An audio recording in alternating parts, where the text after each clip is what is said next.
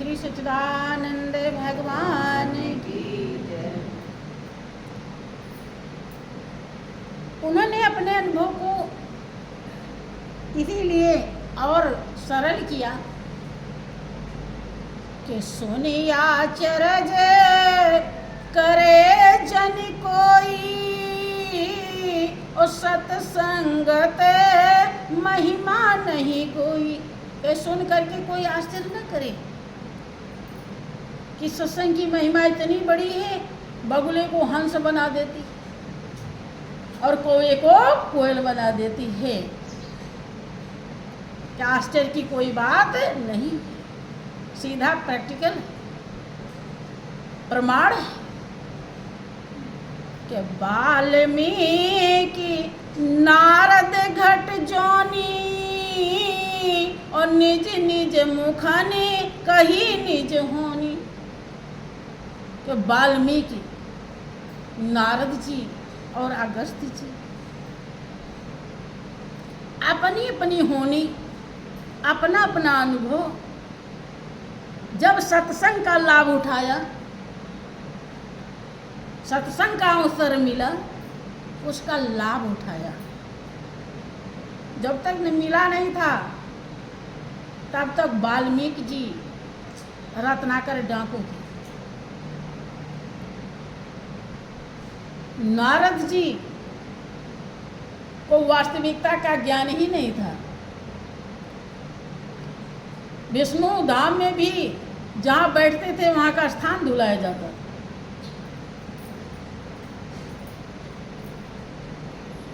अगस्त्य कुंभज ऋषि, जिनके लिए बताया जाता है कि घड़े से पैदा हुए थे, माता पिता को पता ही नहीं क्या है। लेकिन जब सत्संग का लाभ उठाया, सत्य का संग किया, तो वही रत्नाकर डाकू क्या से क्या हो गए, चेंज हुए कि नहीं। सत्संग चेंज करने के लिए कहता है, ज्यादा नहीं, थोड़ा थोड़ा करो। एक दिन सत्संग सुन के जाइए तो विचार कीजिए, रात में, दिन में तो थोड़ा काम धंधा रहता है, फुर्सत नहीं रहती है, लेकिन रात में थोड़ा मनन कीजिए कि आज जो हम सुन के आए हैं उसमें से कोई ऐसी बात है कि जो हम अमल में ला सकते हैं, जिसके लिए कोई भारी दिक्कत तो नहीं होगी। जैसे वो राजा कौन, वीरभद्र थे, जब उनके राजपाट को दूसरे राजा ने ले लिया था, उन्होंने पुण्य बहुत कमाया था। अब रिश्तेदार के यहाँ रहे तो वहाँ भी बोझ है, भीख मांग के खाएं तो भी, अगर राजा तो राजा है, कहाँ पेट भरेगा। तो रानी ने कहा कि अपना कोई पुण्य बेच दीजिए। एक साहूकार है, वो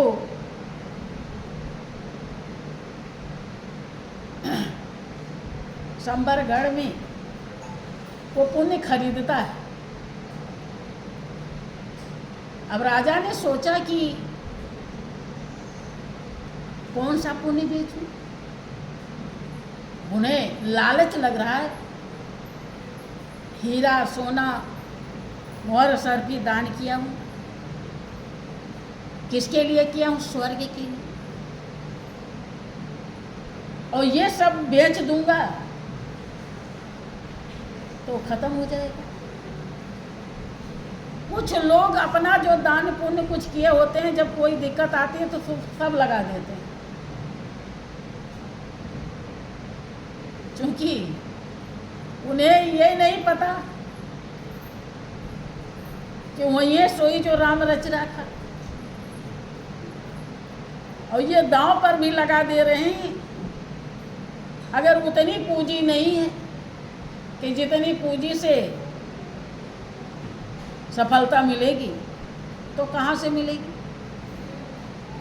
पूंजी भी गई है और सफल भी। लेकिन जिसे पता होता है कि धर्म, दान, पुण्य कितना मुश्किल से किया जाता है, वो कभी कच्ची बोली खेलता नहीं। तो उन्होंने देखा कि एक मेरी छोटी सी पुण्य है। क्या? उन्होंने 2 बाटी संत को खिलाया था।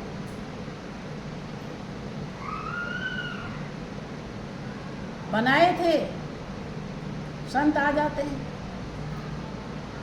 उन्हीं को दे दिया। वो पुण्य बेचते हैं।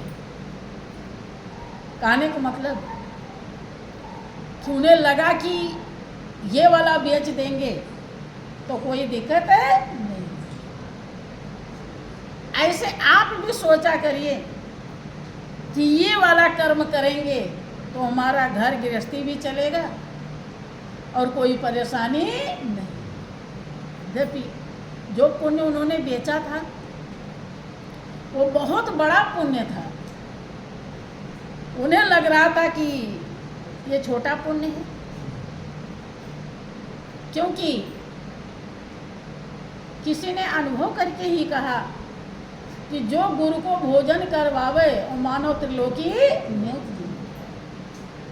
तब ये छोटा पुण्य है, बड़ा पुण्य है। लेकिन वो हीरा मोती मोहर दर्पी को तो बड़ा पुण्य समझा, लेकिन इसको, और इस पुण्य के बदले में वो सेठ का सारा सोना चढ़ गया, सब चढ़ा दिया उसने, कुल दे दिया, फिर भी पूरा नहीं हुआ।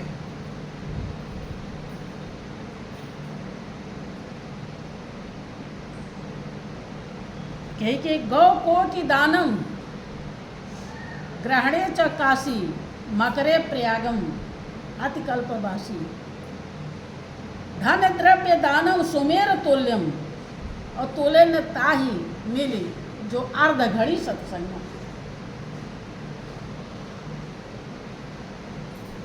करोड़ों गाय दान कर लीजिए, बनारस में जाकर के कल्पवास कीजिए, माघ महीने में प्रयाग नहाइए और सुमेर पर्वत के समान दान कीजिए, इतना ऊंचा धन दान कीजिए, इतना ऊंचा सुमेर पर्वत।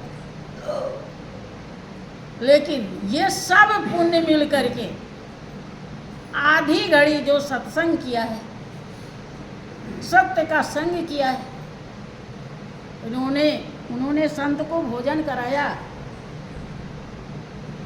तो संत को समझा तभी तो कराया। कितनी बड़ी कीमत। लेकिन नहीं परख है तो इंसान अपने पांव में खुद ही कुल्हाड़ी मारता है। संत से कभी बैर नहीं करना चाहिए, ध्यान रहे। इसीलिए अगर बैर से उनका कुछ मिल जाता तो बहुत लुटेरे हैं दुनिया का धन आप लूट सकते हैं, लेकिन संत का धन कब मिलता है? कि विषय विकार मिटाओ पाप हरो देवा, पाप हरो देवा, श्रद्धा भक्ति बढ़ाओ, श्रद्धा प्रेम बढ़ाओ, संतन की सेवा, ओम जय जगदीश हरे। कितने विधान की जरूरत है। विचार कीजिए, क्योंकि वो केवल केवल जीव के कल्याण के लिए इस दुनिया में जीते। अब जिसने इस सच्चाई को समझा उसने ये बात लिखी। विषय विकार, क्योंकि विषय विकार रहेगा तो पाप रहेगा, पाप रहेगा तो मन आपका निर्मल, श्रद्धा भक्ति नहीं होगी, और श्रद्धा भक्ति नहीं होगी तो आप संत की सेवा नहीं करेंगे, और संत की सेवा नहीं किया तो जीवन की कीमत रूपी मेवा मिलने वाली।